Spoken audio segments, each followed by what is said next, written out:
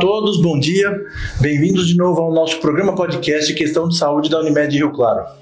Não se esqueçam de nos assistir no YouTube, nos acompanhar, se inscrevam no canal, compartilhem, mandem perguntas pra gente e dê pra nós aquele joinha que é importante para todo o programa.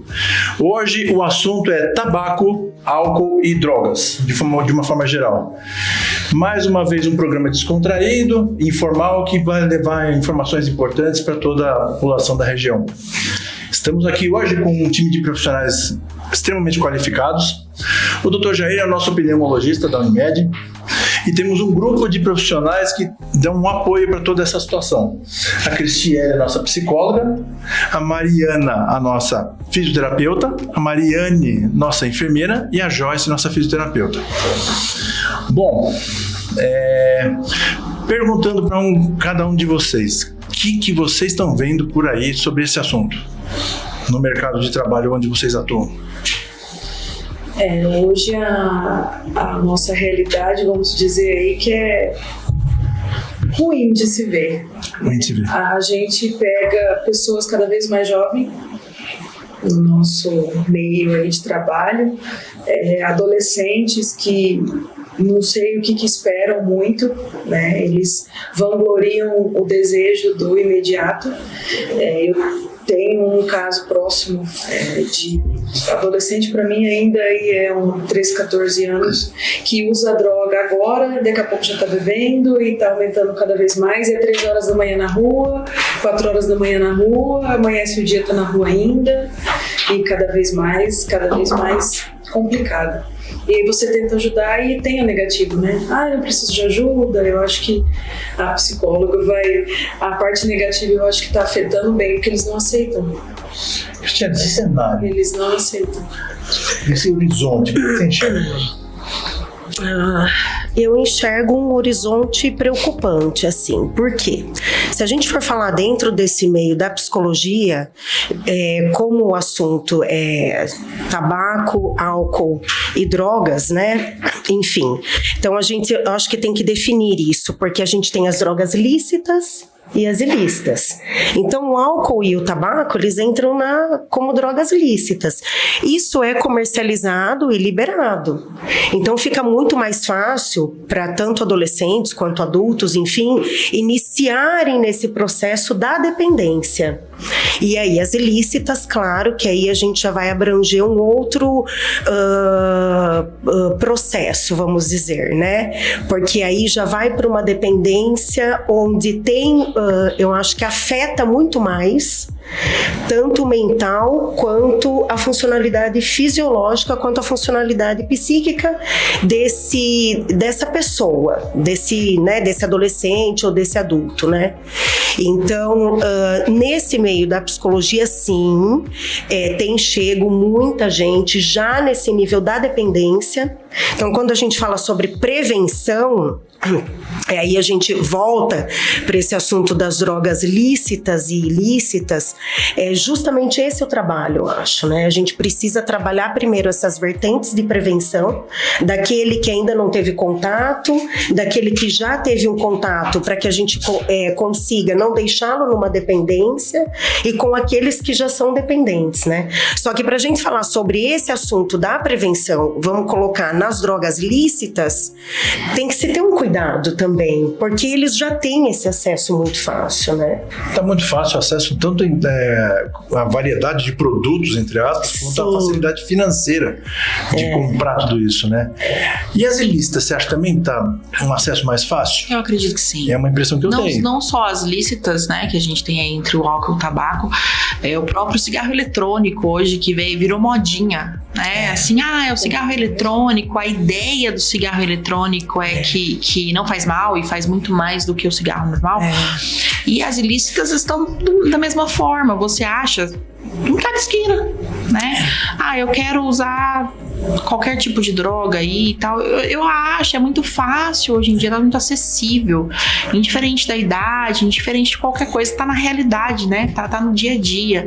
E como prevenir, como deixar esses adolescentes que hoje estão tendo muito acesso muito fácil a tudo isso, prevenir que eles cheguem até isso, entenderem que isso daí faz mal, porque na cabeça É assim, mas eu só quero experimentar. É só Acho que vende muito, né? Vende-se muito essa condição do prazer, né? Sim. A busca do prazer, do diferente, do ser aceito. Ai, que gostoso. Não só a influência. E hoje, é que nem eu falo, nós somos uma nação de dopamina, né? A gente vai em busca desse prazer. E essa configuração do bacana, do legal, meu amigo usa, enfim. E aí, quando você já entra nesse processo, né, que o prazer que a droga te dá, né, vamos dizer assim, aí fica difícil de você sair, né? E aí você tem um prazer imediato, que aquilo te faz querer mais e mais e mais. E compartilha, né? Tudo vai para as funções cerebrais. Eu acho que o doutor é até melhor para dizer isso, né? Porque mexe com o sistema nervoso central, dopamina, enfim, aí é onde vai causando muita dependência, né? E aí ele quer mais, né? Ele vai nessa procura cada vez mais dessa fonte de prazer, né? E tá ali. Se a gente for pensar não só as listas, como as listas. Então aí volta-se para a questão da prevenção, né? Escola, divulgações, ações sociais, enfim. Quanto mais você usa, você mais quer. E com tudo isso, você acaba tendo aí diminuição de neurotransmissores, acaba né, fazendo tanta coisa que faz você querer mais. E tudo isso vai complicando. Então, tá muito difícil. Hoje a gente vê, que nem tava falando agora, crianças de 12, 13 anos já usuários de drogas, né? É muito complicado. Eu acho que tem duas. Eu vou perguntar pro doutor já um negócio. Primeiro que eu vejo que os adolescentes, eles entram nesse mundo, seja as drogas listas ou ilícitas, geralmente é pelo desafio. Chega um amigo e fala: eu duvido que você dê uma tapagada, duvido que você experimente, duvido que você faça isso. Você não é homem pra isso. Né? Aquelas brincadeirinhas que acabam virando coisa séria. E no caso das drogas lícitas, eu vejo o papel da família tá falhando. Os pais estão ensinando os filhos a beber muito cedo, né? Estão achando bonito a criança tomar o seu primeiro porre com 10 anos, com 12 anos. Eu tô vendo isso. É uma falta de informação mesmo, né? Que às vezes os pais não buscam informação e nem sabem o que está acontecendo. Não sabem nem o que tem dentro da mochila do próprio filho. Então, Jair, partindo para a parte técnica médica, a gente nem vai ficar estendendo em termos de segurança pública e políticas públicas, nada disso. Vício é uma doença do cérebro, uma doença da cabeça, certo? Certo, é uma das vertentes esta aí. Foi falar duas coisas importantes aqui, que é a questão do que são drogas lícitas e ilícitas, que são a porta de entrada para outras drogas, de uma forma geral. Se eu for levar em consideração uma das maiores delas, que é o tabagismo, 85% dos tabagistas começam a fumar entre os 14 e 18 anos de idade, como exemplo dos pais e avós. O etilismo também, esse é um motivo que você colocou. O problema não é que é proibido a venda de bebida alcoólica a partir dos 18 anos. Em casa ele bebe. Por quê? Os pais têm que entender que não é que está proibindo a venda por algum motivo. O motivo é que eles estão em formação ainda. Se eles tiverem o prazer da dopamina cedo, isso vai ficar. Da nicotina, 20 segundos depois de você tragar, ela está no cérebro liberando dopamina, que é a sensação de prazer e bem-estar. Então, a primeira prevenção é na casa. Você não pode beber ou fumar dos 18 anos, seus pais não podem dar esse exemplo. E aí a gente entra na parte do pneu, tem a questão do tabagismo lícito e do ilícito, porque como foi citado o cigarro eletrônico, ele é ilícito, porque a Anvisa proíbe a venda e a comercialização do cigarro. Não existe nenhum registrado ainda, né? Não, é proibido, não pode. E você tem isso dentro das casas, você tem isso nas escolas, você tem isso nas ruas, e é proibido fumar. Não é que é proibido fumar cigarros comercializados, não, é proibido fumar qualquer coisa, cachimbo, charuto, qualquer coisa. E o pode também, por dois motivos: primeiro, que é proibido fumar, e segundo, que ele é ilícito e é permitido. Então os bares, você vê que, ou escolas, que os alunos estão usando o cigarro eletrônico de uma forma normal. Então estamos permitindo esse desenvolvimento da dependência da dependência da dopamina cedo, tá? Se é proibido, tem que se fazer valer a lei. Se um ambiente que vende num bar, está alguém vendendo bebendo ou tomando bebida abaixo de 18 anos, se tem alguém fumando, seja o cigarro eletrônico ou não, tem que estar lá na porta para você poder fazer a denúncia. Porque você não vai chamar uma pessoa e você se dispor com o outro. Simplesmente faz a denúncia e vai lá. Se o cara for multado 1 ou 2 vezes porque alguém foi fumar lá dentro, ele vai proibir. Então, esse é o fator de prevenção e coisa. As 6 maiores mortalidades do mundo são causadas pelas decorrentes do cigarro. Doenças cardiovasculares, o AVC, o DPOC, que é a doença pulmonar obstrutiva crônica, enfisema, as pneumonias, e o 6º é o câncer de pulmão, que é o câncer que mais mata no mundo. Então, a maior causa de morte evitável em doenças crônicas é o tabagismo. Então, já dá um recado agora. Eu ouço de muita gente, adultos inclusive, que eles falam que o pod ele é uma ponte para você sair do tabagismo e não sai nada. Eu acho que é uma ilusão. Eles não saem nada, eles aumentam. Porque explica que é pior fumar um pod que qualquer outra coisa. Isso é só questão matemática. Geralmente os pods que estão disponíveis, eles vêm com 5 ml a 5% de nicotina. Isso equivale a 250 microgramas. Tá? Se eu tenho 50 miligramas por ml, cada cigarro eu tenho 20 miligramas, cada pod equivale a 12,5 cigarros. Como é que você está fazendo alguma coisa para parar de fumar? Fumando 12,5 cigarros. Em média, quem usa o pod usa em torno de 36 miligramas por dia, que dá 1,8 maços de cigarro. Então isso é uma enganação absurda, porque você está fumando muito mais do que o maço normal. Um pod equivale a 12,5 maços. Tá? Cada ml que você fumar equivale a 2,5 maço. Então 12,5 maço não vai fazer ninguém parar de fumar. A dependência da nicotina. E junto com ele existe a queima e as micropartículas, que também causam fragilidade para prevenir para pneumonias, também levam ao câncer. Também tem fumaça que a gente chama lateral, que vai transformar o fumante passivo, aumentar a chance dele de ter câncer, de ter doenças respiratórias, como qualquer outra derivada do tabaco. E não tem só nicotina, tem produtos químicos junto, né? Para dar aroma, para dar sabor, para dar isso, para dar aquilo. Para até dar dependência, né? Agora eu questiono o quanto que pessoas utilizam dele e não tem essa informação.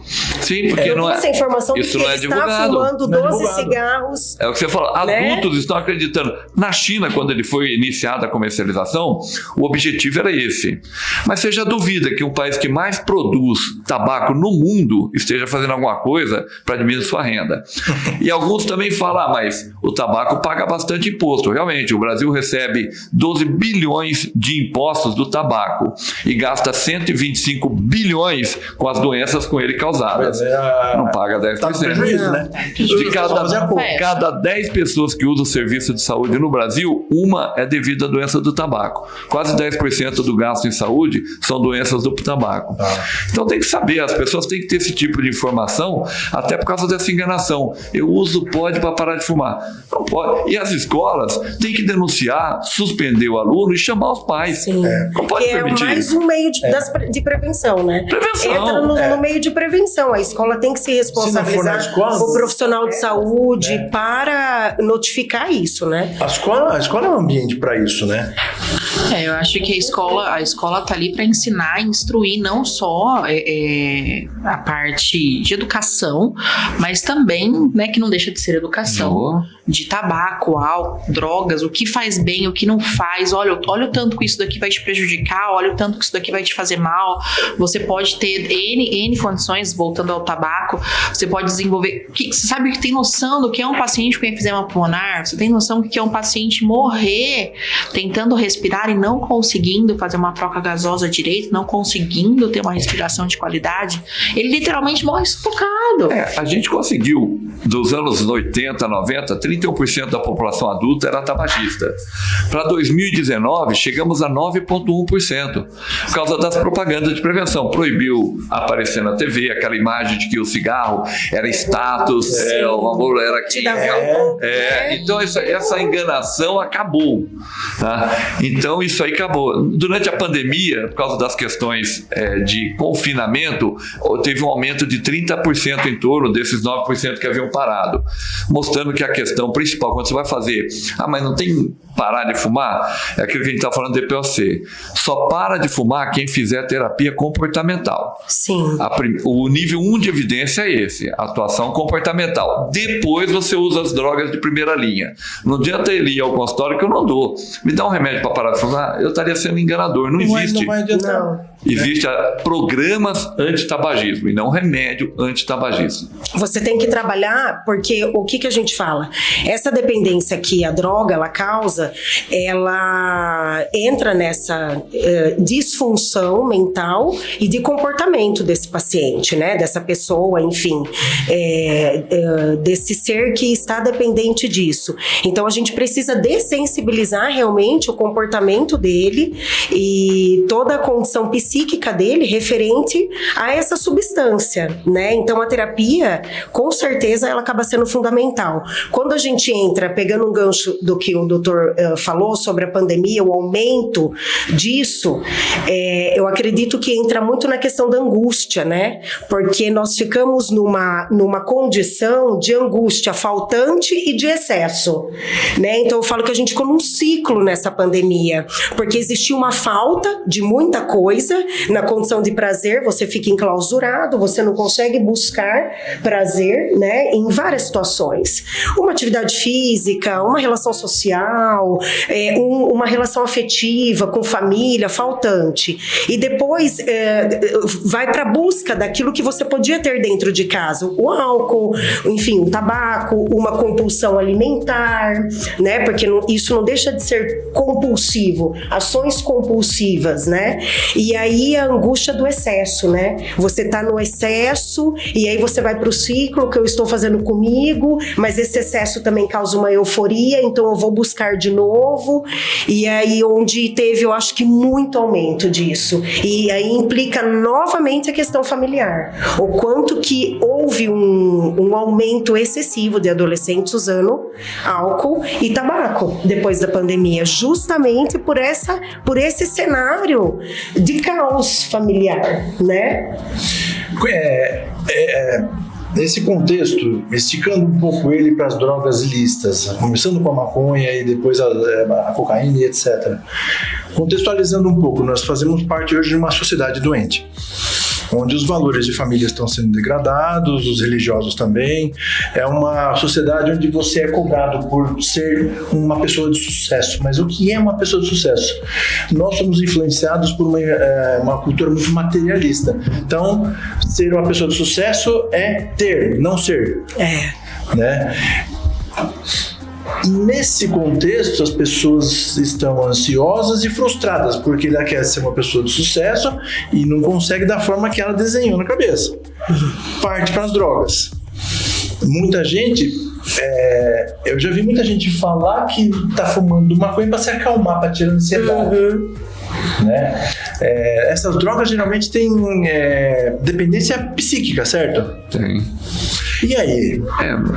De uma forma geral, a droga é isso. Ele tem o fator ambiental, o fator psicossocial, o fator comportamental. Você tem que levar todos em consideração para tentar agir. É uma questão educacional. A pessoa, de qualquer que seja a droga. E isso tem que ser um comportamento desde o ambiente domiciliar. Que é permitido dentro de casa e aí depois não é permitido fora. O jovem está em formação. O confronto dele já vai vir ali naquele momento. Mas meu pai pode, eu não posso? Ou então, se você for fumar maconha, pode, que não faz tão mal. Faz mal, sim. O uso como medicação é outra coisa que não tem nada a ver com o uso que a gente tem como droga ilícita. Tá? São coisas que tem que ser diferenciada isso.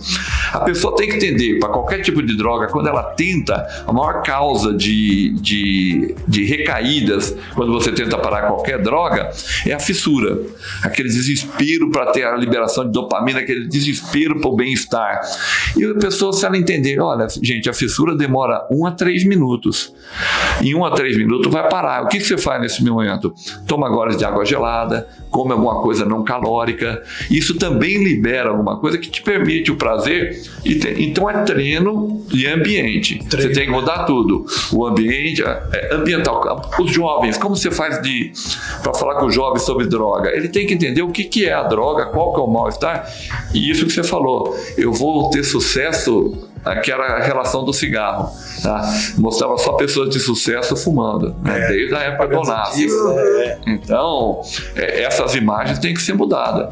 Que pode tudo, que você tem a segurança, que eles aproveitam. O jovem tem a questão da liberação, e se ele sentir o bem-estar e a questão do confronto, ele vai nisso. Tudo que foi droga inicia-se no jovem. Tá? Que é muito mais. Hoje nós temos algumas outras drogas que estão no adulto também, como o crack. Começa na vida adulta, por causa das questões comportamentais, problemas psicossociais, problemas ambientais. Então, como lidar com isso? Acho que o princípio é educação e fazer se cumprir as leis. E nós temos várias dificuldades, né? Uma delas é essa que o doutor falou. Você não consegue cumprir a lei. Ou você, por conveniência, você não consegue tirar uma pessoa dos seus clientes do bar, né? Ou aquelas pessoas que estão mais avançadas nesse vício, precisando de internação, por exemplo, você não pode internar compulsoriamente. Você não... E a família, como é que fica nisso? O que você faz com a família, por exemplo? Eu quero internar o meu filho, meu irmão, mas ele não quer, eu não posso. E aí? É muito complicado, né? Tudo isso. Tem um monte de coisa que está atrapalhando a gente resolver esse problema, né? Sim, eu acho que precisa se pensar em talvez iniciar-se com outros tratamentos, então, né? Assim, uma terapia cognitivo-comportamental, medicamento, então ter um acompanhamento talvez com um psiquiatra, né? Porque o processo medicamentoso para cuidar-se de pacientes nessa condição, ele é muito importante, ele é válido. A gente vê isso como uso medicinal, vamos dizer. Estou correta, né, doutor Luiz? Então, acho que pode-se pensar nessas alternativas de tratamento e aí chegando, claro, a uma condição que não tem mais limites, né? E aí talvez pensar numa internação. Por quê? Eu acho que tudo tem que ser analisado nesse paciente antes. Se ele já está trazendo um transtorno de personalidade, se ele já está com comportamento psicótico, se ele está agressivo, né? Que são situações que todo paciente, que todo dependente pode apresentar, né? Então acho que tem que ser analisado, avaliado, tem que ter profissionais que conversem com essa família também para ver a melhor medida, né? A internação faz parte do tratamento, ela não é o princípio do tratamento que a doutora está falando. Se houver a prevenção, o tratamento prévio de comportamento antes, a assistência do psicólogo, do psiquiatra, aí sim, isso tem que ser ofertado, porque senão fica uma comodidade, vou internar para eu não ver o problema, mas o problema vai continuar lá, porque essa não era a fase de tratamento que deveria ter sido colocada. Não, a internação não vai resolver. Exatamente. Se ela for compulsória. A internação tem indicação. Fica uma zona de conforto para a família, né? E muitos dependentes químicos fogem de clínica, né? E aí vai pra rua, a família fica desesperada porque ele foi compulsório, ele não tá tendo o tratamento adequado. Então é muito mais fácil ele, numa crise de abstinência, fugir da clínica e procurar o que ele quer fora, né? E vai pra rua. Pra ele, né? E vai pra rua. Como um todo, né? Porque a gente só trata às vezes outras. Mas a dificuldade é conseguir isso, porque uma terapia comportamental, se você for fazer, é no mínimo 30 minutos. Né? Como é que você vai oferecer isso para toda essa população? Então o programa tem que ser instituído com otimização da atenção primária em saúde, isso ajuda bastante, que é onde o pessoal precisa e não tem acesso. Mesmo para o pessoal que tem plano, você sabe que é difícil você conseguir fazer cada meia hora. Puxa, eu vou ter que fazer em 15 minutos. Não vai dar para você fazer. Você vai fazer um modelo seu, não é o que está descrito. E às vezes não vai funcionar e o tempo se distende do tratamento e se um resultado esperado para qualquer que seja a droga que ele esteja usando. Né? Algumas perguntas de pessoas que eu vejo por aí. Por exemplo, dá para você prever ou uma pessoa que seria mais predisposta a entrar nesse vício, né, nas drogas, por exemplo? Você consegue, por comportamentos, imaginar que essa pessoa é mais predisposta para isso? Não existe, isso é lenda. Existe. Eu particularmente acho difícil. Não vejo como. Mas... Bom, eu penso que, né, assim, não é minha. sim, mas assim, por estudos e tudo que a gente vê e que a gente tem essa informação, né, dentro da área, enfim, a pessoa, ela tem várias influências, como a gente falou, né?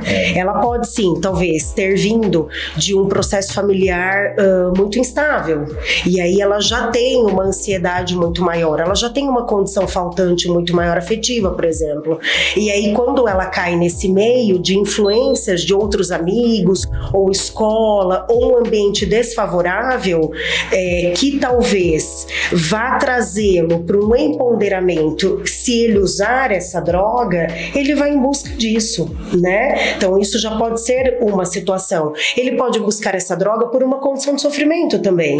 Ele pode estar sofrendo alguma situação em casa, ou ele pode ter sofrido uma perda, um luto, enfim.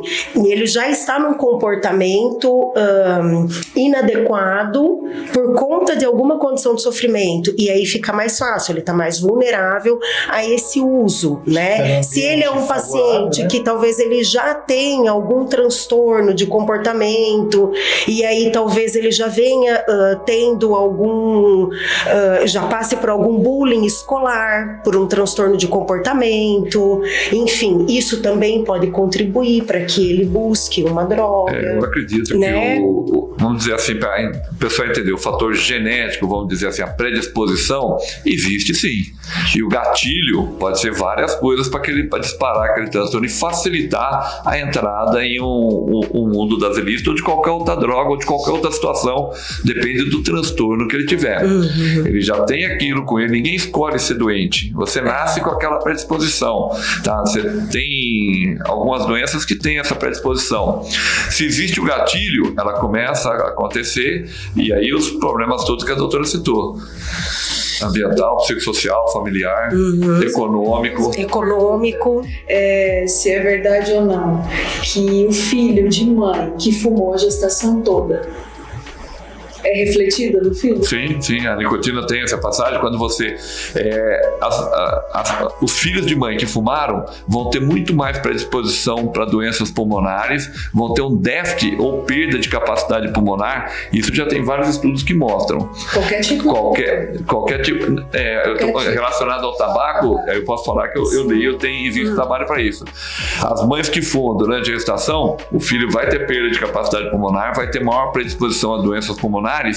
E uma coisa que a gente fala, o enfisema que vai acontecer no adulto, ele já pode começar a acontecer na infância. E hoje em dia a gente sabe disso. Porque uma pessoa com 50 anos tem enfisema, ou 30 anos tem enfisema. Então pode ter tido essa exposição ou intraútero ou na infância, e isso predispõe a essas lesões. Que seria um fumante passivo, que o doutor fala. Mas intraútero também, isso é verdade. Porque no pré-natal você já vê a mãe diferente, né? Sim. Você consegue, no pré-natal, quando a gente faz o pré-natal, a mãe, ela pode mentir para você, mas você consegue identificar aquela mãe. E são 7.000 substâncias, e né? aí você vê e reflete quando você vai fazer a poricultura na criança. É nítido. Como que a criança... É igual a síndrome alcoólica do recém-nascido, né? A mãe que bebeu a gestação toda, uma mãe etilista, você tem a síndrome alcoólica do recém-nascido. Inclusive, eles podem ter abstinência ao nascer, porque ele é muito o álcool, triste. a nicotina passa uma barreira. Na hora que ele nasce, aquilo cai de repente, a criança faz abstinência. Ele tem uma crise de abstinência. Também, né? De outras drogas também. As que passam a barreira hematoencefálica podem ter isso. Perdão, a barreira placentária. E é verdade ou é mito que você só cura o vício de uma pessoa oferecendo para ela outro vício? Por exemplo, ela vai virar uma fanática religiosa, por exemplo. Ela vai virar um fanático em vendas de um... também uma questão leiga, que eu já vi. Existe isso? Eu acho que é mito. Ela pode, eu acho que essa pessoa, ela pode mudar a compulsão dela. É mais ou menos o que eu falei. Ela vai mudar a compulsão. Talvez ela vai ficar mais compulsiva por uma atividade física, mais compulsiva, às vezes, alimentar. E aí, talvez ela seja uma pessoa que vai seguir tratando isso. Porque ela consegue acionar os gatilhos, ela consegue ver os gatilhos de que talvez ela esteja mais compulsiva, quando ela está mais ansiosa, ela percebe que os gatilhos para o aumento dessa ansiedade, e aí esse comportamento mais compulsivo, né? Mas não acredito que consiga eliminar isso, sabe? Esse mudar a compulsão. Quando eu falo mas a troca é errado, né? Você troca um vício por outro, nós, isso como não é profissionais, nós não não vamos indicar essa troca. É por isso que na terapia a gente comportamental... não vai indicar essa troca. Agora você vai ficar compulsivo nisso, corre lá. Não. O mito que fala que quem para de fumar ganha 9 quilos, é normal. Ele vai ter essa mudança, mas por isso que o importante é a ação da terapia comportamental lá, porque vai orientá-lo como ele não mudar simplesmente de um ganho de benefício para outro, porque os dois vão levar prejuízo no futuro. Aí é importante a terapia. Como ele lidar, né? como porque ele se lidar você faz isso, sozinho, né? sem orientação, a chance de você voltar é muito maior, e aí você substitui, às vezes, por alguma coisa que vai ser tão prejudicial quanto a outra. Então, a importância da terapia é justamente para ele se adequar sem ter tantos excessos, né? Porque você fala assim, eu vou me livrar do cigarro, mas eu tive uma compulsão alimentar, eu vou tá trazendo uma porque ele fica na condição de sofrimento, vai ser sempre uma pessoa que fica na condição de sofrimento. Então, assim, há essa possibilidade, sim, de ter essa troca, muito. Aí, com a terapia, ele vai tratando essa condição de sofrimento e vai entendendo os gatilhos para ele conseguir organizar-se nesse comportamento, entende? É isso, para cada droga já existe um programa escrito que foi validado que funciona. Olha, eu não posso usar o mesmo programa para o antitabagismo para o etilismo, ou para outro tipo, para maconha ou para cocaína. Cada droga dessa dentro da sua área, existe um programa destinado para abordar aquela pessoa e baseado na individualidade daquela pessoa. Como que aquela pessoa age? Qual que é o tipo de personalidade que essa pessoa tem? Aí você vai ajustando entre o tratamento dela, quando vai precisar de medicação, que esse mito é o que existe, que medicação é o que cura. Isso não é verdade. Não, né? Tá? A primeira coisa que você vai cuidar é a mudança comportamental, é a atividade física. É um conjunto, né? É um conjunto. Aí sim usar. Você não pode passar responsabilidade para a medicação. Isso é um erro. Então, e para cada uma delas já existe um programa. O que tem que ter pessoas treinadas a seguir aquele programa que foi validado. Olha, eu vou atender esse tipo de pessoas. Vejo que eu individualizo aquela pessoa, vejo como que ela é, qual que é o tipo de personalidade, o que é a deficiência que ela tem, para eu agir naquela pessoa. Por isso que demora. Aí eu preciso ter estrutura para atender essas pessoas com qualquer tipo de vício. E as pessoas, elas banalizam o uso de drogas lícitas só pelo fato dela ser lícita, né? Então, por exemplo, mas o álcool faz mal só para o fígado e o cigarro faz mal só para o pulmão? Não. Certo? As duas fazem mal pra tudo, né? Sim. Fazem mal pra tudo. E as duas têm independência física, né? E não psicológica. Eu tô errado? O cigarro, você pode ter problemas cérebro, pulmão, coração. Aí você tem que avisar o paciente que é sexo masculino, a impotência é uma realidade a partir dos 45 anos. A todos que o envelhecimento, quem fuma vai ter 8 ou 9 vezes mais rugas do que quem não fuma a partir dos 45 anos. Então são vários tecidos do corpo que sofrem com isso aí e com outras drogas, assim como o álcool. A lesão vai desenvolver o quê? Eu posso ter uma lesão para desenvolver uma diabetes, eu posso ter as consequências da diabetes. Então tudo está interligado. A informação, a educação da população é o que vai nos ajudar nisso aí. E isso aí fica um alerta, né, para quem está assistindo a gente, que eu acredito de verdade que as pessoas banalizam o uso de drogas dessas só para ser lista, né? E não é uma verdade. Eu vou beber só uma vez por semana, mas aí bebe até ficar louco. Tem que virar a cabeça, porque eu bebo para ficar louco, senão não serve. né? Senão não bebi álcool. Então você ouve muito disso por aí, né? Ouve, quando você fala assim, você é um dependente químico, indiferente do tipo de droga lícita ou ilícita. Não, mas eu não sou. Eu só tomo uma cerveja, eu não uso maconha, eu não uso cocaína. Não, ele tem que entender que essa dependência química é indiferente da droga lícita ou ilícita. Faz tanto mal quanto. Né? O cigarro, a cerveja, a bebida, né? Enfim. Então, as demências, de uma forma geral, estão fica ali entre a 7ª e 10ª maior causa de óbito no mundo. Seja Alzheimer ou qualquer outro tipo de demência. E elas estão relacionadas, tipo, com o tabaco. 14% do Alzheimer pode ser relacionado com o tabaco. Álcool e outras drogas também com esse tipo de demência. Então, as demências já estão entre as 10 maiores causas de óbito no mundo. E elas são decorrentes de qualquer tipo dessas drogas. E o AVC está vindo cada vez mais cedo, né? É a segunda maior causa do mundo. Os AVCs, os infartos, né? Bem jovens. E essa busca da recompensa, né? Eu trabalhei demais essa semana, então vou tomar uma cerveja, hoje é sexta. Essa busca da recompensa vai levando essas pessoas, né, a adoecerem, né, seu físico, sua mente, pelo excesso desse uso, né? Acaba descontando nisso e nem vendo quanto é prejudicial, né? Tá bom, aí eu tenho 40 e poucos anos, 50 anos, eu ouvi o doutor Jair, vocês todos falando aqui, então agora eu vou parar de fumar. Por exemplo, né? Quanto tempo o organismo precisa para ser... É uma pergunta que todo mundo faz. Para zerar, para recuperar do cigarro. De uma forma geral, assim, 20 minutos depois que você para de fumar, sua frequência cardíaca e sua pressão arterial já normaliza, tá? Depois de 24 horas você começa a já respirar melhor. Em 2 dias, seu olfato e seu paladar também já estão melhor. Com as doenças mais graves aí, você tem que 1 ano parado de fumar, você reduz 50% as chances de doenças cardiovasculares e pulmonar. Tá? Em 5 a 10 anos, você vai ter o mesmo risco de doença cardiovascular que a população geral. Tá? Quem fuma vai ter 22 vezes mais chance de ter câncer do que quem não fuma. E é dose dependente. Quanto mais você fuma, maior isso aumenta. Tá?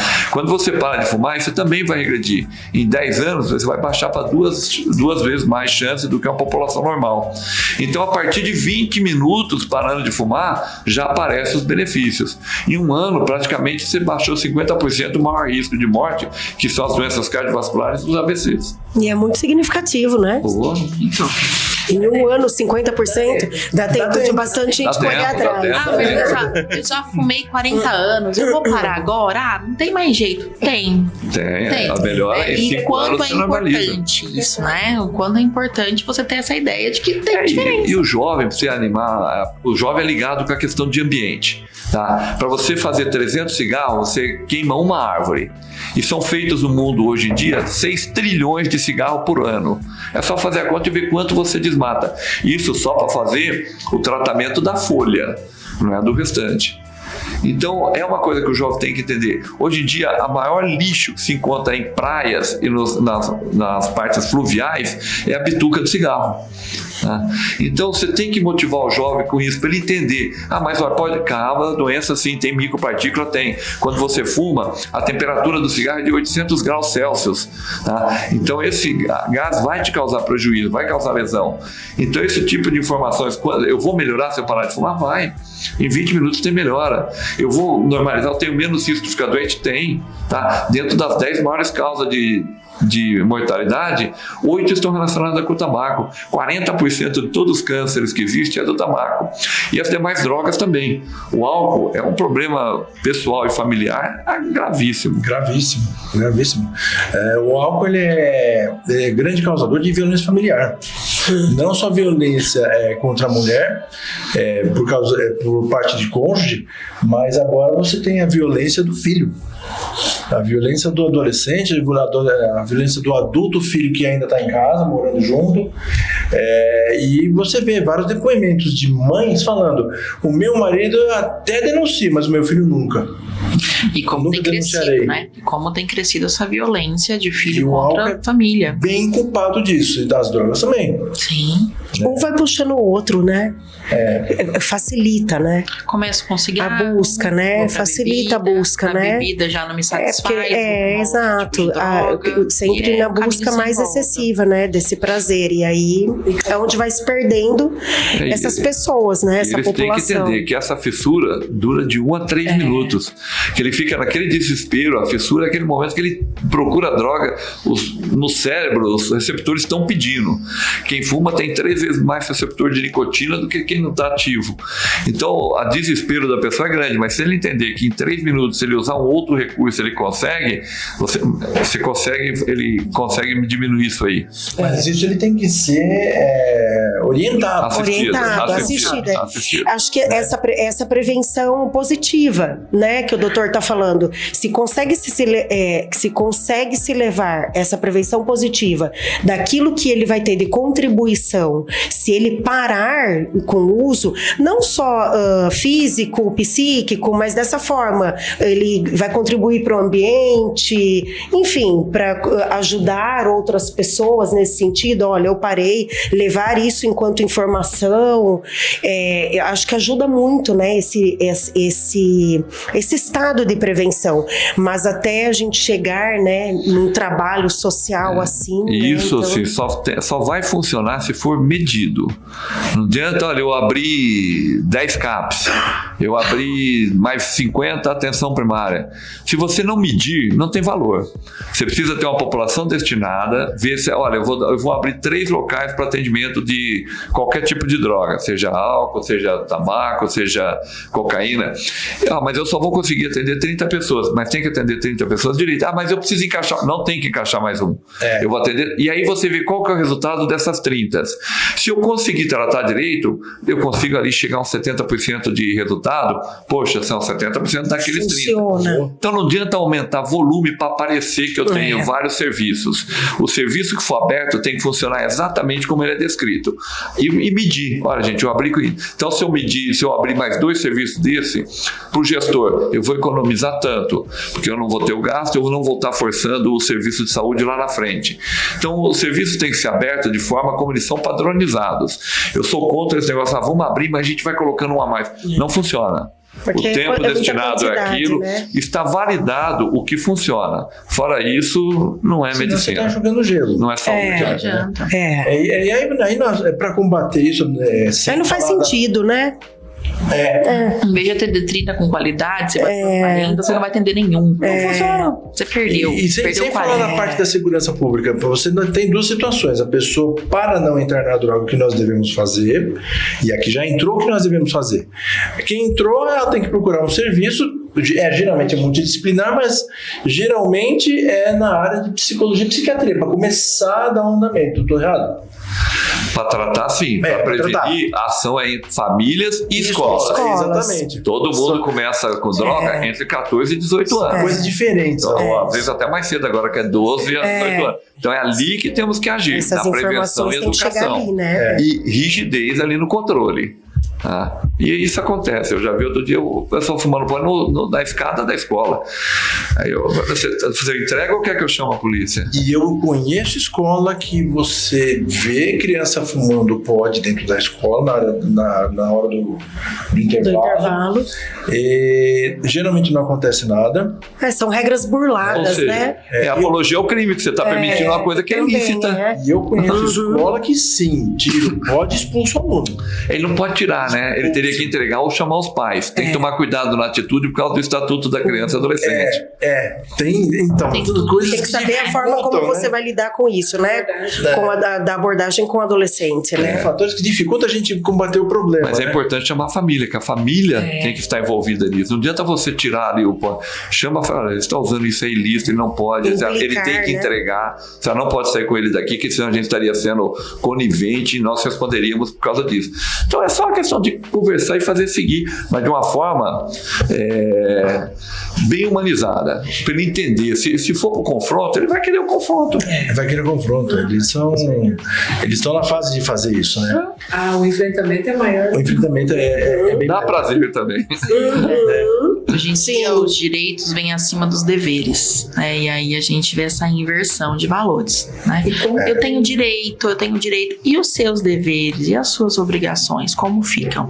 Inclusive nessa questão, né? Outra coisa que as pessoas falam muito é que todo viciado, seja no que for, ele geralmente é violento, ele bate em todo mundo, ele é agressivo dentro e fora de casa, mas dentro de casa mais. Isso é uma regra? Acho que não. Acho que é aquilo que eu falei, cada pessoa tem um tipo de personalidade, cada pessoa tem a sua individualidade. Existe aquele só agressivo com ou sem drogas.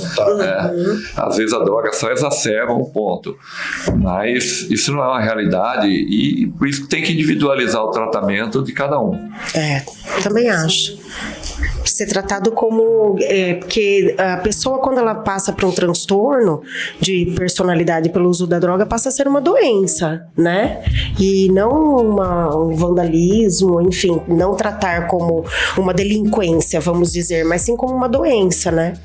Mas essa questão do comportamento aversivo, opositor, pode-se existir não só pelo uso de entorpecente, mas sim pela condição mesmo de personalidade da pessoa, e a extensão né? do tratamento não deve basear só no paciente ali. Lembra que tem família, Sim. que a gente o trata ali 30 minutos, ele é super comportado.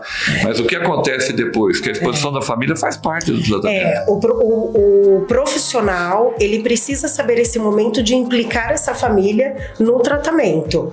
Não que necessariamente você vai fazer uma terapia familiar, mas sim implicar esses pais, né? Claro, dentro da ética, né? Dentro do sigilo desse paciente, vamos dizer, adolescente, mas sim implicar esses pais, né? Para que a gente consiga um sucesso, né? E você precisa, às vezes, dar assistência à família por causa do agressivo. Sim, também. Daquele pessoa que realmente causa transtorno dentro. Como eles vão lidar com esse adolescente, né? Você tem que proteger também a família lá dentro. E muitas vezes a família não sabe lidar, então a importância das orientações é muito grande, né? Geralmente as famílias não estão preparadas. Não estão O que eu faço quando ele tá agressivo, o que eu faço quando acontece isso, não sabe, simplesmente não sabe. Então, por isso a importância da informação, isso é muito importante. E eu já vi família perdida, no sentido de não saber o que fazer, uma pessoa numa condição dessa, mesmo não sendo a primeira pessoa dentro da família. Já teve esse é o segundo, ou às vezes o terceiro, né? É um sobrinho, ou um primo, ou 2 filhos, e eles continuam não sabendo o que Muitas fazer. vezes as mães questionam, né? Onde foi que eu errei? A culpa é minha. Entram em depressão, né? Vai virando aí vira uma bola de neve. jogo de dominó ali, né? Vai caindo, porque a mãe vai entrando em depressão, vai deixando de agir, né? E é onde vai virando um caos familiar mesmo, né? Por isso que precisa realmente, como o doutor falou, implicar essa família, né? E não tratar só ele enquanto... Da estrutura, né? Que a família tem que saber onde vai procurar. Onde procurar. Para ter essa assistência. Exatamente. Não adianta para nós. Para isso assim, precisa de orientação, eu preciso tratar, né? mas ele vai tratar onde, qual que é o fluxo que eu vou tomar, seja num convênio, seja no particular, seja no SUS, qual que é o fluxo que eu dou à família para que realmente haja uma assistência e tenha um resultado. E o resultado tem que ser avaliado. Se o resultado não for avaliado, assim, o que foi feito com aquele paciente, quando foi em comparação ao outro, isso está dentro do protocolo, a gente não chega a lugar nenhum. Sim. A gente só engana que colocou ele dentro de algum lugar para esconder o problema. Varre a sujeira para baixo do tapete. Exatamente. Literalmente, né? Quem explica para quem está ouvindo, porque parece uma coisa muito simples de falar, mas muita gente não sabe direito. Qual é a diferença entre dependência física e emocional? Ou psíquica? Eu? Pode ser. Eu acho que a física, ele vai ter um comprometimento fisiológico nesse sentido, onde o próprio corpo, ele vai pedir por isso, né? Porque assim, a gente vê muito em clínica, no processo de abstinência, o quanto esse paciente, ele sente dores mesmo. Dores físicas por falta daquela substância. A psíquica, dependendo da droga que ele usa, se ele usa uma droga em que ele vai sentir uma euforia caloria a mais, ele vai ter uma excessividade de prazer, né? Então ele acaba indo na busca mais dessa droga por essa condição. E existem as drogas que acalmam, que relaxam, então ele também acaba tendo essa dependência. Por exemplo, tenho muitos adolescentes que usam a maconha para se sentirem relaxados para estudar. Tenho muitos pacientes que usam, né, um outro tipo de droga, uma cocaína, por exemplo, para se sentirem mais eufóricos e conseguirem ter uma socialização melhor, né? Então aí eu acho que mexe na questão emocional, acho que envolve muito isso, né? Processo de nessa questão emocional e psíquica, onde o cérebro, como ele tem essa liberação muito, né, de serotonina, dopamina, ele pede isso, né? Ele diz assim, olha, lembra daquela sensação? Vamos lá, tô precisando, né? E a fisiológica é para uma funcionalidade física mesmo, onde ele acaba sentindo, às vezes, alguma fraqueza ou dores ou uma necessidade daquele uso daquela substância. E para você ver, né, que coisa interessante. O que não falta hoje para a juventude é informação. A tecnologia usada de forma errada e desenfreada, redes sociais e aí por diante, causou uma sociedade doente. Mas também tem o lado bom que você tem muita informação disponível. Da mesma forma que eles têm o podcast nosso informando um monte de coisa útil para eles, eles também têm livros que não são pagos, eles têm outros programas, outras pessoas orientando. Só que essa parte boa, né, mas os algoritmos estão destinados a eles direcionarem para onde?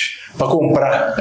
Depende, então, porque a internet não está ali de boazinha. Não. Ela desvia, por isso que existe essas várias mídias, desvia a sua atenção e a sua procura buscando aquele nicho de pessoa que vai interessar naquilo. Não é tão simples assim. E dentro de outras dependências, uma que também de drogas que entre listas são os analgésicos. Nós temos hoje em dia uma procura o Zolpidem, agora que é uma medicação usada para indutor de sono, a gente está tendo uma epidemia de consumo disso. Sim. A morfina continua. Então, existem as dependências dos analgésicos, que é começado com a questão física, de alívio da dor, e acaba sendo uma de prazer, vai para a psíquica. E as substâncias que foram criadas, os remédios que foram criados para curar TDAH, e a moçada está usando para estudar. Tem um monte. Mas tem um monte. Eles estão tomando para estudar, conseguem comprar não sei de que jeito, né? E é uma lenda urbana. O remédio para o TDAH, se eu falar besteira, vocês me corrigem. O remédio para o TDAH, ele melhora, entre aspas, só para explicar de forma simples, ele melhora o funcionamento cerebral. De quê? TDAH. Não vai funcionar o meu melhor, né? Mas é verdade, qualquer medicação, ela vai liberar o quê? Você vai agir aonde lá no cérebro? Então não é isso, funciona para TDAH, funciona para melhorar senão eu tomava também para ver se melhorava. Também tomava. Não funciona, a medicação está destinada para aquilo que ela foi validada. O resto é uso indevido, seja qual for a medicação. Se não existe comprovação científica que aquilo funciona para aquilo, é mito e não vai funcionar. Que uma coisa é você ser, não justifica, mas explica. Você ser viciado, você se viciar numa droga que tira a sua dor, né? Você tá com dor e você ficou sem dor por causa daquilo. Eu não quero ficar sem aquilo nem de forma alguma. Agora, a medicação para fazer eu estudar, e eu achei que eu estudei melhor, é uma outra situação completamente diferente. Mas aí você causa dependência emocional. Eu só vou conseguir estudar se eu fizer o uso da medicação. Tem que ver o que foi liberado, né? Tem que ver o que foi liberado. Liberou serotonina, liberou acetilcolina, liberou dopamina. Essa substância, ela age aonde? E às vezes ele está acreditando na melhora por essa liberação de substância que dá a sensação de bem-estar. Mas não houve ganho algum do aprendizado naquilo. Isso é muito perigoso, né? Porque fica numa zona de conforto. Esses adolescentes, eles não vão buscar outra coisa para que eles tenham talvez uma mente um pouco mais funcional para estudo. Uma atividade física, né? Enfim, não, né? Fica naquela zona de conforto, ele toma medicação, nessa crença de que vai despertar lá talvez uma condição cognitiva muito melhor, e ele vai estudar, né? Então, eu acho que os adolescentes hoje em dia estão muito nessa zona de conforto, né? Não procuram, né, outras situações mais que possam melhorar a qualidade de vida deles. E assim, não sei, acho que isso são estudos, né, que a gente precisa, mas acho que envolve tudo isso, né? Às vezes uma influência familiar, né? Filho, vamos lá, vamos estudar, vamos fazer uma atividade física, vamos, né? Enfim, esse próprio mundo mais capitalista que tiram às vezes também uma atenção muito familiar desses pais, nesses filhos, né? Enfim, acho que aí abrange tanta coisa, né? Antes era aquele narguilé, né? Você via muito, agora é o cigarro eletrônico. Então eles vão atrás do modismo. Daqui a também. pouco aparece alguma coisa. Quando Vai mudar. Tudo vai facilitando, né? O senhor da fábrica de pod, o senhor pod lá, perceber que não tá vendendo mais pod, ele vai. A indústria tabagista vai criar sempre algo, pode ficar tranquilo. Eles estão de olho no que muda. O cheiro não tá agradando, manda o pod, eu ponho o cheiro que eu quiser lá dentro, o sabor que eu quiser. E aí eu consigo atrair mais jovens. Então, isso aí existe, já é uma realidade. A questão da exposição do jovem, a gente tem que pensar também como que está a educação desse jovem atualmente. Por que ele está tentando aumentar o seu ganho? Às vezes as questões de ensino e avaliação, porque hoje em dia, você vai fazer as avaliações são todas somativas, o vestibular. Então, o que adianta ele ser um bom aluno? Isso não é avaliado. É avaliado quanto que ele tira naquela prova, naquele momento. Sobrecarrega a necessidade de estudar para aquele momento. Tá? Então, isso leva a essa procura, às vezes, desse estresse por droga. Então, você precisa ver o que está sendo feito nas escolas nesse programa de ensino. Tá? O que é uma avaliação? Ela tem uma avaliação formativa dentro da escola? Ela é uma avaliação só somativa? Que tipo de estresse eu coloco? Por que ele não está indo procurar o esporte? Porque ele tem que ficar preocupado mais com aquela prova apenas. Então, são todos fatores que desencadeiam, facilitam a procura do jovem à droga. Hoje em dia, a gente sofre muito com a questão da ansiedade, né, de tudo isso. Então, é muito fácil a busca por medicações, sendo que nós temos terapias integrativas hoje que ajudam muito mais que medicação. Então, por que tomar um remédio e não fazer uma aurículo, uma reflexo, né, coisas do tipo que você reduz a sua ansiedade, que você consegue ter melhor qualidade de vida sem precisar da medicação, que também é uma droga. Mas hoje é mais fácil ir na farmácia, comprar a medicação, muitas vezes sem necessidade de receita, e fazer uso indiscriminado, muitas vezes até sem orientação médica. O meu amigo toma X, eu vou lá e vou comprar o X e vou tomar também. Então fica muito indiscriminado tudo isso, né? Porque você vê que nem eu falei, a sociedade está doente, né? E as pessoas, além de serem imediatistas e materialistas, se procuram mais conteúdo que ser, e etc, está faltando mais coisas também. Os princípios familiares, religiosidade para todo mundo. Sim. E cuidar do próprio corpo, educação, atividade física, por exemplo, né? E aí, dentro desse contexto de frustração e de uma pressão constante que às vezes nem existe, mas a pessoa se sente pressionada, ela acha que o sucesso, ou a felicidade dela vai vir de fora. Nunca vai vir de fora. Vai ter que vir de você, mas isso é uma questão que a família e a escola deviam estar trabalhando em cima dele. Até porque nós ensinamos gerações diferentes. Tá? Existem várias gerações dentro do mesmo local. Às vezes gerações diferentes para ensinar e diferentes gerações para aprender. Então não adianta essa história, mas eu aprendi assim. Sim, mas eu era de outra geração. A geração agora tem outra influência. Não adianta você querer ensinar ou exigir o que você aprendeu. Isso aí já tem na época do Pink Floyd com o The Wall, já fazia isso. O The Wall é isso. Eu tenho realmente que treinar todo mundo dessa forma. Então isso aí já há quantos anos atrás? E mudou-se, as gerações foram se adaptando. A gente tem que entender, a geração de agora, ela procura o quê? Ela busca o quê? É mais imediatista? Como que eu poderia ensinar? Não adianta eu querer ensinar como eu aprendi. Não vai funcionar.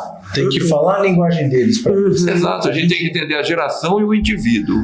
O verdadeiro conceito de compreender é entender o indivíduo no limite dele, não no meu. Sim. E fazer com que ele vá se compreendendo no limite dele também, né? Sim. Porque é isso que o doutor falou. Não adianta eu chegar para minha filha e dizer para ela, olha, mas é dessa forma que você precisa estudar, enfim, mas é diferente. Hoje ela tem computador, internet, é uma acessibilidade diferenciada. Ela lê muito mais. Um exemplo, né? Na minha geração, eu gosto muito de ler livro. Eu gosto do livro, de pegar o livro. Não que eu não leia no digital, mas eu gosto muito disso. E para eles não vem nessa configuração. Não. Até tem, mas não é uma configuração como a minha. Ela pega lá o iPad, o computador, ela vai lendo tudo lá e isso é facilitado para ela. E aí eu vou lá como mãe exigir, você tem que pegar o livro porque isso é bacana, está ali. Não adianta. Ou seja, a gente tem que mudar a forma de ensinar de uma forma geral. Porque isso. Além de eu ter essas diferentes gerações no ambiente, vamos mudar aí alguns trabalhos para ter, mas existem 9 tipos de inteligência. Tem pessoas que têm mais afins para a questão de música, mais a matemática. Então existem 9 tipos de inteligências, algumas predominam mais ou menos em algumas pessoas, e eu preciso descobrir isso. Quando eu lanço uma sala de aluno com 40 alunos, como é que eu faço isso? Então as grandes salas não permitem um ensino adequado, porque as pessoas as gerações são diferentes, o tipo de inteligência são diferentes, eu não vou ter como dar a mesma aula para todo mundo. Alguns vão aproveitar, por isso que dentro das salas alguns aproveitam, outros não. Não é feito nenhum tipo de avaliação disso. E essa individualidade, às vezes, leva o estresse de algum que facilita a procura da droga. Sim. A pessoa que está ali armando para a droga, seja ela lícita ou ilícita, já sabe que isso está acontecendo. Monta o algoritmo em cima daquilo. Eu vou chegar naquele lá que está tendo pressão. Bom, e para a gente finalizar o assunto, cada um dá um resuminho rapidinho dentro da sua área, do seu contexto de vivência e trabalho. Que dica vocês dariam para quem está vendo para prevenir alguém entrar numa situação dessa? Vocês dariam alguma dica? A parte da escola. Falar o que o jovem quer ouvir. Porque hoje, se você fantasia muito, como o doutor falou, não é da nossa geração. A geração é jovem agora, é outra cabeça, é outra realidade. Né? Eu, por exemplo, morei no sítio, não tinha isso. Hoje, minha filha com 12 anos, a realidade é outra, eu não posso tratar ela como meu pai me tratou.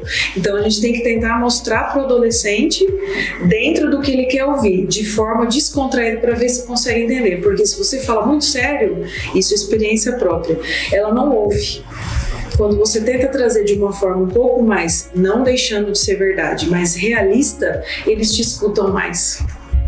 Né? Então, tentar trazer isso para eles hoje, né? Entrar na modernidade de forma mais clara, sutil, às vezes não, mas que entre na realidade deles, porque você falar grosso não adianta, né? Eu acho que a base é informação. Né? Nós temos as escolas e tudo mais, e trazer isso para a realidade deles, como já foi dito. Né? Não adianta você impor de uma maneira que eles vão falar assim, mas eu quero, é só um e isso não resolve. Então eles têm que entender o que acontece, quais são os efeitos no corpo, quais são os malefícios futuros, o que isso vai acarretar futuramente, o que isso vai levar. E aí você vai trazer para eles o poder da escolha de falar assim, nossa, mas eu quero envelhecer dessa forma, eu quero ser um adulto com todos esses vícios, com todas essas cargas, como vai ser a minha família? Então isso é muito importante para eles hoje. Eu acho que mostrar o quanto isso faz mal, né, na linguagem deles, isso é muito importante. Eu acho que a orientação, como as meninas falaram, essa orientação familiar, essa orientação escolar, acho que os pais observarem e vigiarem os seus filhos, filhos, né? E não temerem buscar ajuda profissional, porque muitas famílias também temem um pouco, né? Olhar para esse ambiente que está talvez acontecendo uma situação de dependência e não procurarem profissionais. Então acho que a dica é essa, né? Vigiar seus filhos, observarem eles, instruírem, orientarem dentro né, de uma situação que seja significante para eles e procurarem ajuda, né? Caso isso venha a acontecer de alguma forma dentro da família, né? Eu acho que o principal é educação, seja no âmbito familiar e nas escolas, de uma forma geral, e não querer que seus filhos vivam as suas expectativas. Eduque para ele ter as próprias escolhas, estejam conscientes das suas escolhas. Forçar ele a ter as suas expectativas às vezes atrapalha a educação da criança, que você está querendo que ele viva o que você quis ser. Então não, ele tem a sua individualidade, ele tem que ser bem educado, saber a informação para ele poder fazer suas melhores escolhas. Então a educação para mim é o principal. Principalmente dentro da família, né? A escola forma, a família educa. E você tem que entender que o jovem, ele tem realmente a sua vivência e muitas das suas frustrações não é porque o que ele fez, é porque ele não fez o que você queria que ele fizesse. Sim. E não é assim que funciona. Né? Eu monto e pinto um quadro, meu filho será assim.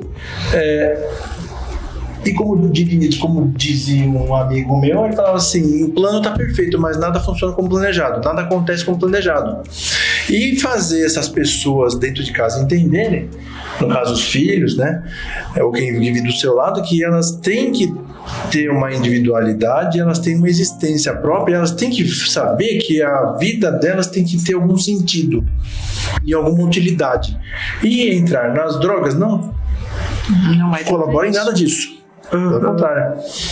Eu queria agradecer muito a presença de vocês. O assunto é muito comprido, daria a gente ficar uma semana conversando, aprendi muito. Obrigado a todo mundo. E esse foi mais um nosso programa podcast da Unimed Rio Claro, Questão de Saúde. Muito obrigado por nos assistir. Compartilhe, manda perguntas, se inscreva no canal e manda aquele joinha para nós. Muito obrigado.